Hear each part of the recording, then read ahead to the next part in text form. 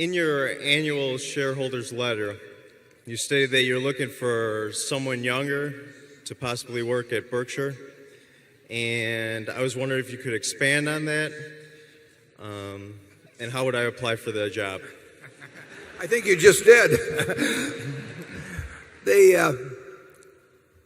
We're looking for one or more. I mean, I don't think it's at all impossible. We might even find as 3 or 4 that we would decide to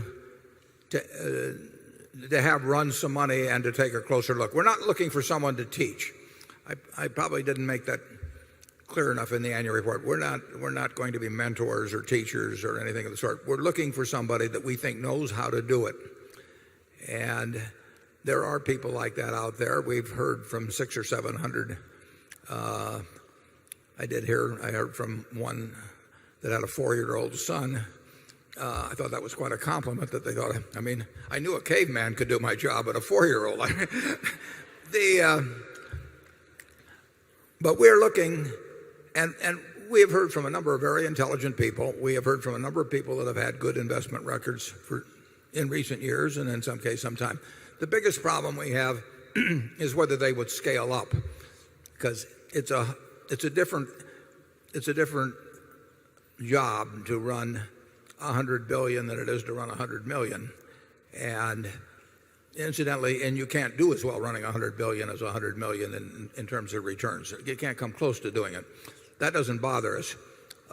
But we do want to find somebody that we think can run large sums of money mildly better than the general performance in securities. And I emphasize mildly. There's no way in the world somebody's going to beat the S&P by 10 percentage points a year with $100 billion. It isn't going to happen. But we think maybe we can find somebody or some group, several of them, that can maybe be a couple percentage points better. But we really are interested in being sure that we have somebody that, under conditions that people haven't even seen yet, will not blow it. Anything times 0 is 0. And I don't care how many wonderful figures are in between. So we are looking for somebody that's wired in a way that they see risks that other people don't see, that haven't occurred, and they're plenty cognizant of the risks that have occurred. And those people are fairly rare. Charlie and I have seen a lot of very smart people go broke or end up with very mediocre records where 99 out of the 100 things they did were intelligent, but the 100th did them in. So our job is to filter through these hundreds and hundreds of applications, find a couple of them that we think can do the job, who are much younger, perhaps give them a chunk, 2, 3, 5 billion, have them manage it for some time, have them manage it in the kind of securities that they would scale up to a larger portfolio, and then either one or more of them will get the job turned over to them at some point. Charlie? Yeah, our situation in looking for this help reminds me of an apocryphal tale about Mozart. And a young man of 25 or so once asked to see Mozart, and he said, "I'm thinking of starting to write symphonies, and I'd like to get your advice." And Mozart said, "Well, you're too young to write symphonies." And the guy says, "But you were writing them when you were 10 years old." And Mozart says, "Yes," he says, "but I wasn't asking anybody else for advice how to do it." And so if you remind yourself of young Mozart, why, you're the man for us. We will come up with probably a couple of people. And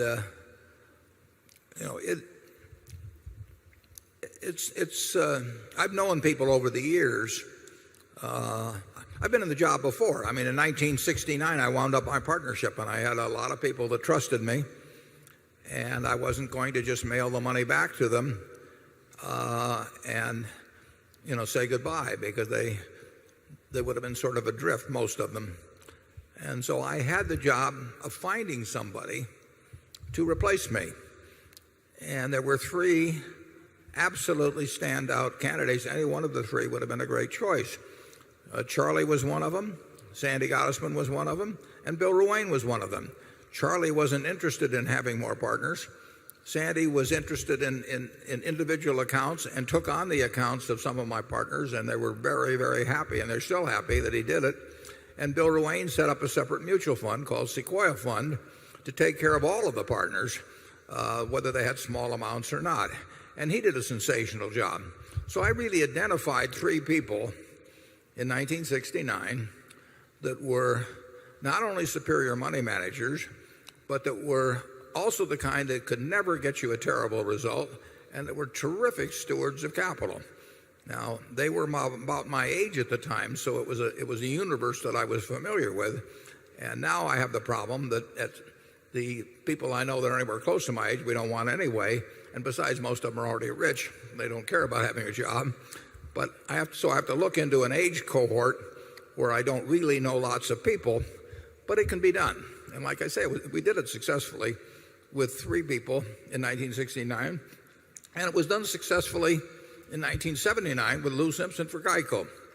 And I never knew Lou Simpson before I met him down at the airport here, and I spent a few hours with him, and it was clear that he was a steward of capital.